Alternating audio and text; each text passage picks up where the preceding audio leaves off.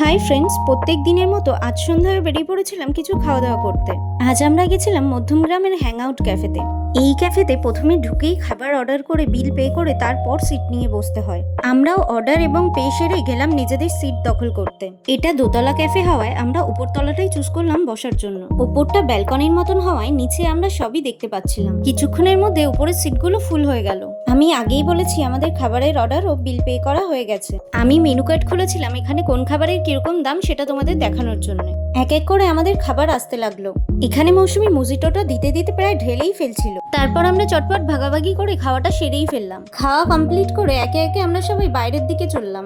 Hand wash করে বাইরে গিয়ে দেখি মৌসুমি আর সানুদা দুজনে ফোনের মধ্যে পুরো ঢুকে পড়েছে। তারপর বান্টি আর সানুদা নিজেদের গাড়ি বের করে নিল আর আমরা রওনা দিলাম নিজেদের বাড়ির দিকে। তো ভিডিওটা এখানেই শেষ করছি। সবাই ভালো থেকো এবং সুস্থ থেকো। ভিডিওটা ভালো লাগলে লাইক, কমেন্ট, শেয়ার এবং সাবস্ক্রাইব করো।